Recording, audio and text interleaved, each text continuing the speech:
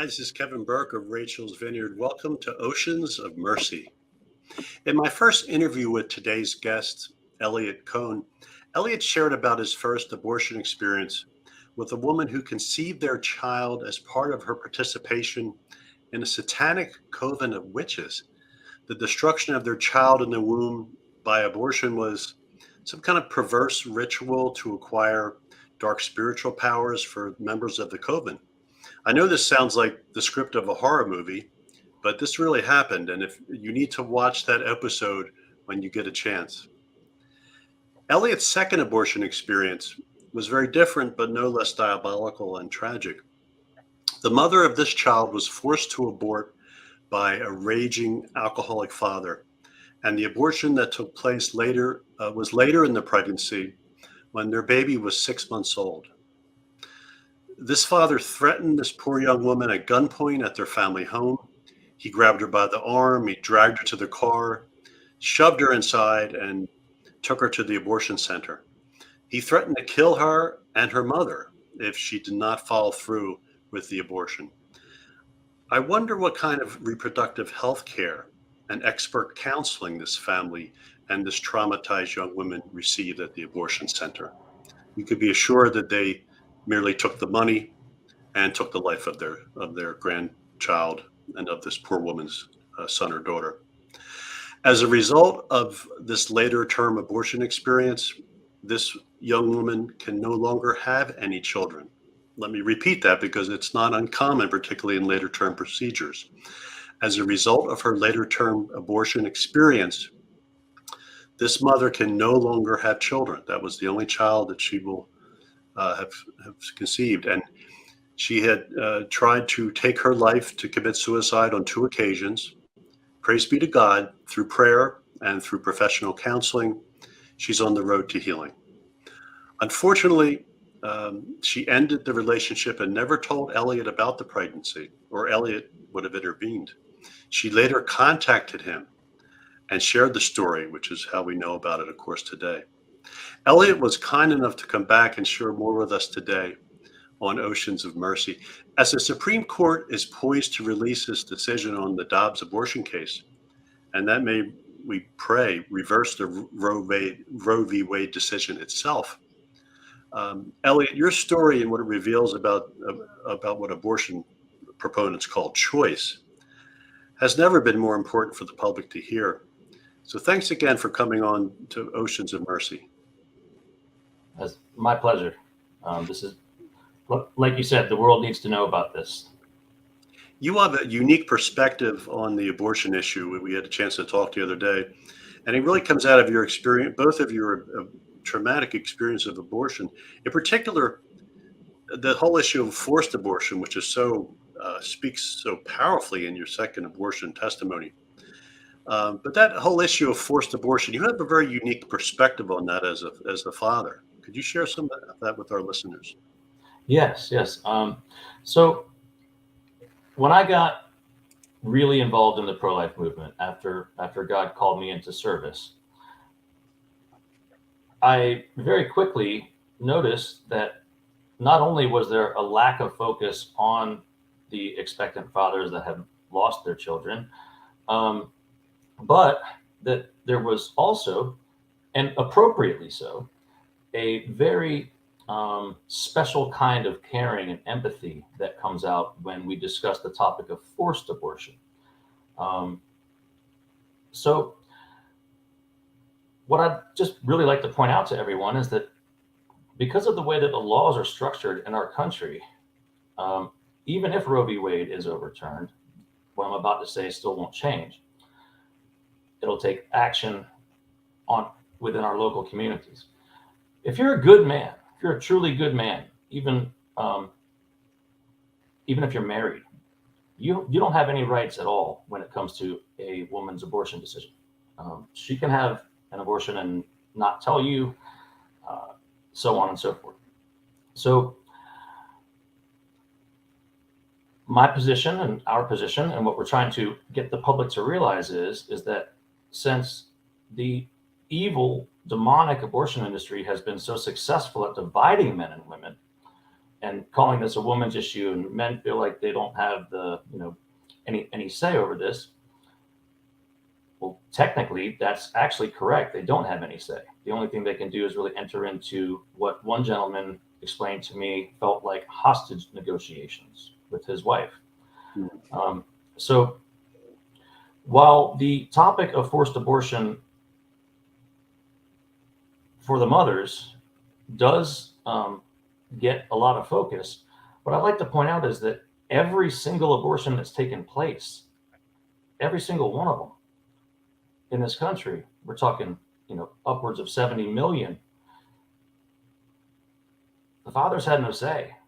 Now, I'm not saying that every single one of those fathers was necessarily in favor of keeping the child. I'm sure there are some bad guys out there that, have coerced or, just didn't want the responsibility and just threw some money down and walked out, or maybe didn't even do that. But that still leaves many, many, many millions, by anybody's math, of good men that have abortions forced on them every single day. We know how many abortions take place per day, per month, per year. And the majority of those are what I would refer to as forced abortions, because we can't say anything, we can't do anything about it to begin with. Hence the need for legislative action, for equal parental rights from conception until birth, and obviously beyond, but not, I don't magically become a father. You don't magically become a father when the child is born. We're already a father. We're fathers from the moment of conception, just like the mother is. So now you're speaking, Elliott, just for those viewers who have not seen your first appearance on the show. Could you share a little bit about Expectant Fathers, about your organization?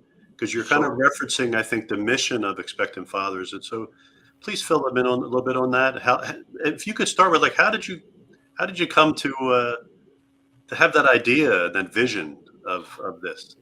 Okay, well, back in 2019, I was struck down with a cancer scare, which involved 2 very invasive preemptive surgeries, which by the grace of God were successful.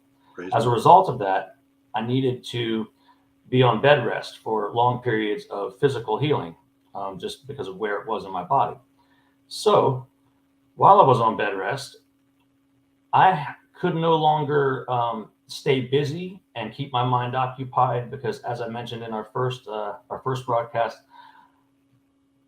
my coping mechanism for the abortion that I knew about at the time was to just throw myself into my work and become a workaholic. And at that time, I was a professional musician touring all around the country and so on. So now, being on bed rest with nowhere to go, it's just me and my thoughts. And by this point in my life, I had come to Christ, many years previous. So I'm laying in bed and I'm praying and I'm contemplating life and, praying for good biopsy results and things like that. But anytime I wasn't spent worrying about that, or in prayer, my mind just kept going back to the first abortion experience that I discussed, and then this second one that you just explained, which was very fresh in my mind, because she actually contacted me in late 2018. The abortion, that whole experience that you described, took place in 2008. So it took her 10 years before she reached out. And she reached out on the advice of her priest, actually, who'd been listening to her confessions for years. And he thought it would be, a good thing, it'd be healing for her to just speak to the Father about it, because that's really what she had the most guilt about, was that she knew about my first abortion experience and she didn't want this to happen. She was totally against it. She wanted the child. It was a planned pregnancy. And she just went home to visit her parents, and this awful thing happened, because I guess her dad didn't think that his daughter should marry have a child with and marry a long-haired, hippie musician, that type of thing. So So, you had much longer hair at the time. oh yeah, yeah, I had long hair, tie-dye t-shirts, playing the whole thing. Now that being said, that was a look, that was part of marketing and so on and so forth. Part of the uniform, right? Yeah. Yeah, it's pretty much a uniform. Yeah, my personal views were always very pro-life my entire life, and my personal views were also very different than that of the audience that enjoyed the style of music that I played, which was basically a kind of a funky blues rock with a little reggae mixed in. So, Hmm. um, but so while I was on bed rest, I literally cried out to God because I just kept seeing these terrible images. But by now, I had seen the movie Unplanned and so on and so forth, and I really had an idea of what was going on, and I'd done lots of research, and I was laying there in bed, and I just cried out to God. I said, Lord, why are you torturing me?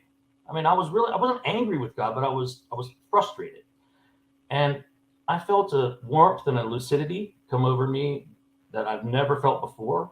I know it to be the Holy Spirit. And the Lord spoke to me through the Spirit and said, my son, you're not being tortured.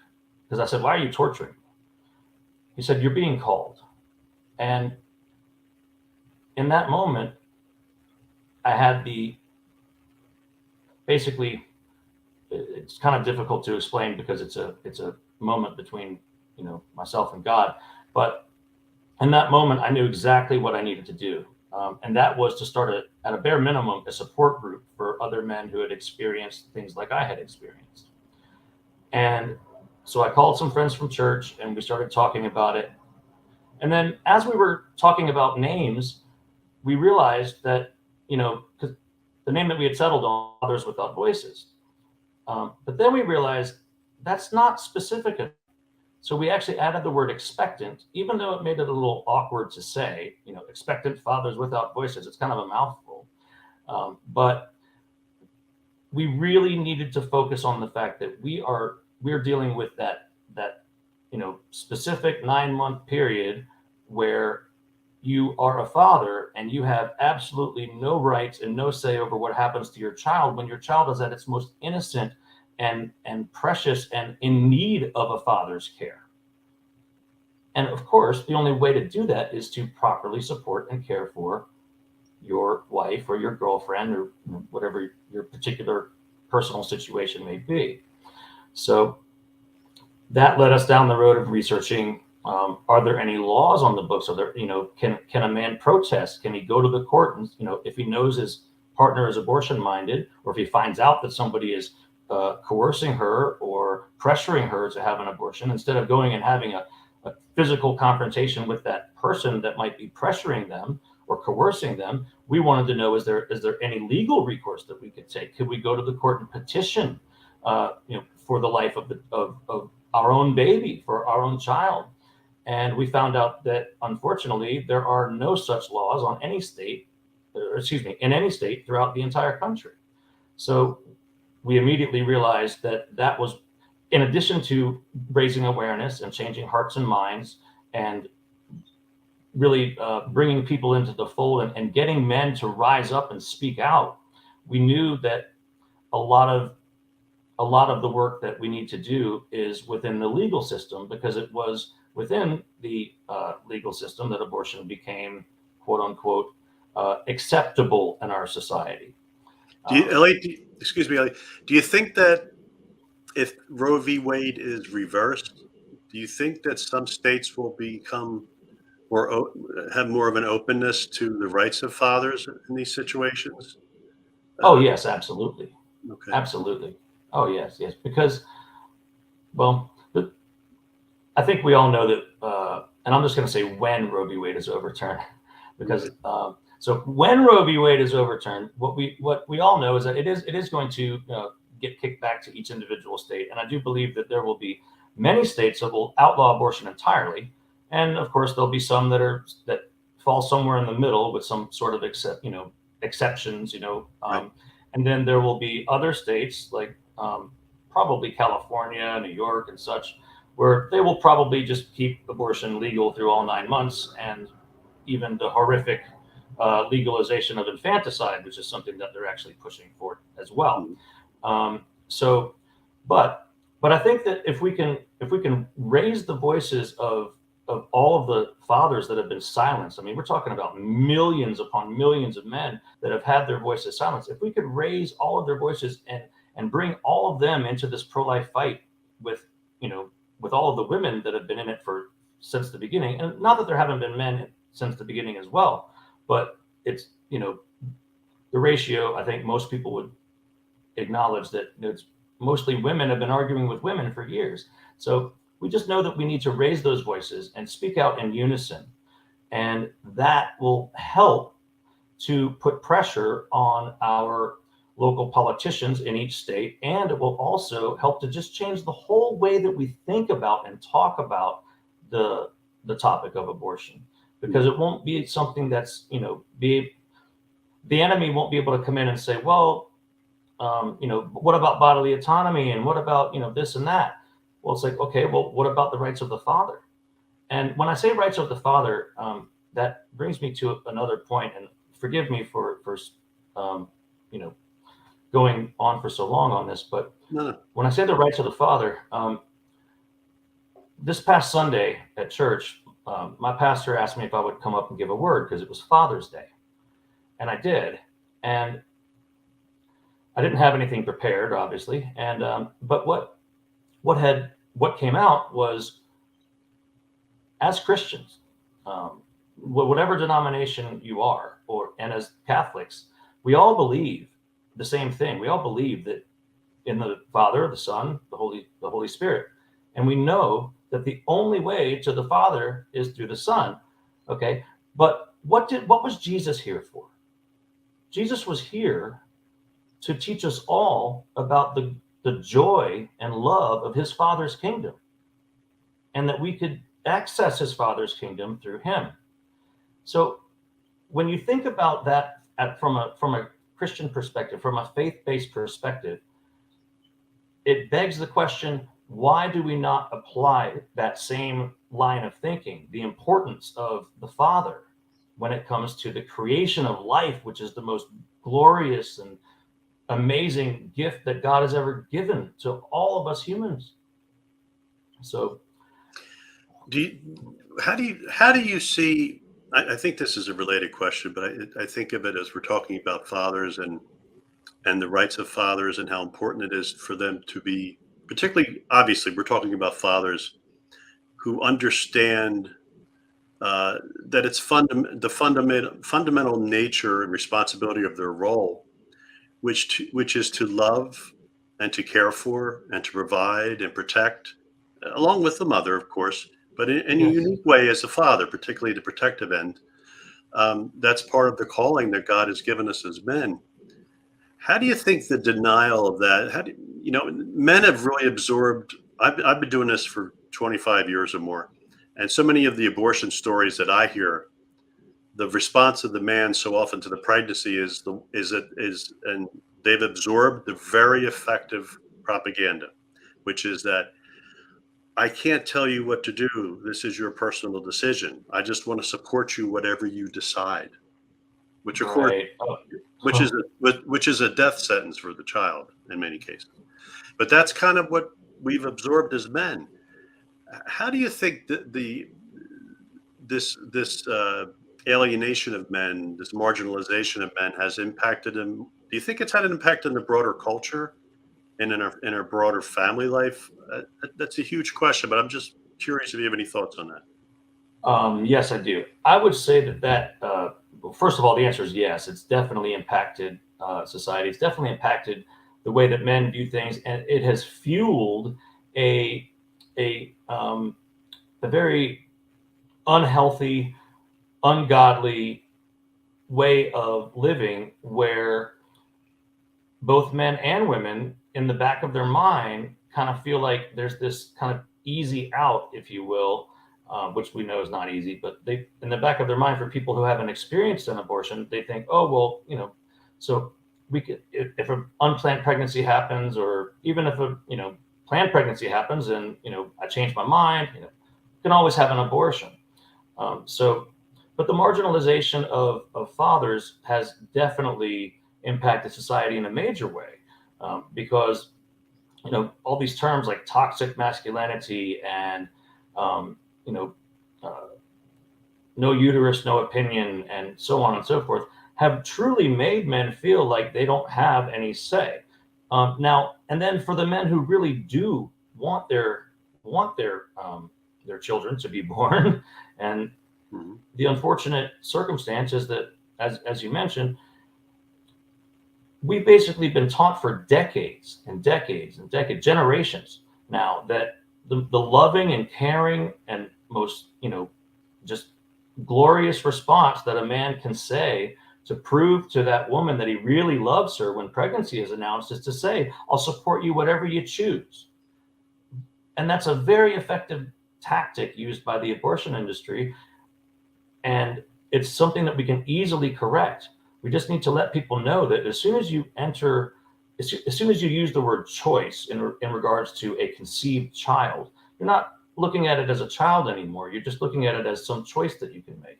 And also, when a man says that to a woman who's carrying his child, who's just come to him and announced pregnancy, if he comes and he's been taught that it's loving to say, well, okay, honey, well, I love you so much, I'll support you, in whatever you choose. And then they go off and many times just pray, and they're anxious, and they're just going out of their minds, hoping that she will choose life. And the woman is over there thinking, well, this guy doesn't care what's going on. Why would he put all of the pressure on me to make this decision, this major life or death decision? So if he really cared, then he would have told me, wow, what a blessing. This is great. So that's where the indoctrination comes in. And that's where the major effect on our society happens, is that not only does it fuel the massive number of abortions, but it also breaks the souls and the hearts of not only the women, but also the men when the abortion actually does take place. We're seeing, the latest statistics that I saw from Guttmacher. Now, 50% of all abortion procedures are chemical abortions. You mentioned the movie Unplanned. There's a really powerful scene. It reminded me of a scene. It reminded me of like a scene from Calvary, in the sense of the blood of the crucifixion and the satanic attack that it entailed. But there's a really strong depiction of a chemical abortion. I know in my own work in Rachel's Vineyard on our weekend healing programs, some of the stories of couples who have had chemical abortions were just very traumatic. And not that, of course, any abortion is traumatic at any stage of pregnancy in a variety of different ways. And the second abortion story you shared reveals a unique element when there's so much, when pressure is involved on a young woman. But this experience of aborting, of having the procedure in your own home, Right. Yeah. and there's not the buffer. So I'm hearing from guys who, again, they want to be supportive. They go along with this, and they may be very much in favor because they might be under the mistaken understanding that this is going to just initiate a late period. So it's not really an abortion. But what they discover, particularly when the baby's 9, 10, 11 weeks old, and they go through the chemical abortion, is that the mother is giving birth to the tiny little child in her toilet or in the bed. And so you don't have the buffer of the abortion center. So I don't know if you've come across any men in your experience who are dealing with this as well, but I wanted to just bring it up as a warning as this increases, that this is also going to impact men, and they're going to be tempted to go along with this, and it's a trap because it's. Any thoughts on that, Elliott? Yes, yeah, of course. I've got thoughts on everything pertaining to abortion. Apologies for my nervous laughter. It's just when we're talking about such a dark topic, sometimes I think No. I just have to kind of chuckle, just to kind of get through the subject matter. It's kind of a coping mechanism, or just kind of a default setting. Yeah. So, but yes. So we have actually come across two men that were under the misguided information that, hey, it's kind of like the Plan B pill, which is really just kind of an abortion pill in and of itself. Since Plan B has become so accepted, this next step of chemical abortion, this do-it-yourself, this DIY abortion at home with no medical supervision, is just absolutely the worst. I think the worst and most sinister thing that the abortion industry has rolled out. And for the fathers and for the mothers, but since I'm here to speak about the fathers, for the fathers who have taken part in that, they have expressed to me, just a level of brokenness that it's hard for me to put into words. Seeing their child there, seeing the mother of their child there, hurting, going through all those cramps, all those pains, and seeing the blood and seeing all of this, it's shocking, it's traumatizing. Both parents are going to suffer from PTSD and other forms of emotional or mental, I guess you could call them disorders or conditions, I guess you could say. And these are the men that actually call me up in the middle of the night, from all around the world. There's people in Denmark, there's people in, India, there's people in, England, Ireland, all over the UK, and even some men in South America that will reach out and just and they need somebody to talk to. And we do have a licensed clinical therapist on staff, but they're not 24/7. And I am very dedicated to this. So if they don't reach them, their call will be forwarded to me on a special phone that's only related for that. So I know when that phone rings that's a man in need of desperately in need of being able to speak, and just maybe cry and get what's in his heart and in his mind out. Yeah. And just talk to somebody who can maybe help steer them in the right direction, who can help steer them towards a place like Rachel's Vineyard, who can help steer them towards so many other tremendous abortion healing recovery programs that we have out there nowadays. We're Expectant Fathers Without Voices, EFWV. We are still in the beginning stages, I guess you could say. We're a very young organization, so we have not been able to provide a specific healing retreat for fathers. But thankfully, there are many well-established healing programs that have incorporated a men's program over the last few years. So Expectant Fathers Without Voices does seek to make that happen as soon as we are able. Great. But it might take maybe another year or so before we can do that. That's awesome. All right, thank you. That's really helpful feedback. And I'm so glad you're reaching out to those men. That initial contact, just being able to share that pain, and then steer them toward a healing program like Save One is an organization with great healing programs. Of course, Rachel's Vineyard welcomes men and women. Project Joseph is another program that welcomes that helps men. But Support After Abortion and Deeper Still also. Yes. Yes, both very good. And so you providing that initial place for them to share that pain, hey, that's huge. And so and extremely important. The Men in Abortion Network is another group that has mentors that are available to help. But Elliott, in a few minutes we have left, could you share with folks who are listening now and think, oh, I'd love to have Elliott come and speak to my Pregnancy Resource Center or my community gathering or my church group, and either share his abortion story or share about EFWV and and the work you're doing there. What's the best way for them? We have your website that's under your name there, so folks can see that. Is that the best place for them to find you? They can find us there. They can find us on Facebook. We get a lot of interaction on Facebook. They can also find us on Twitter. So through the website and through social media would be the best ways to reach out. And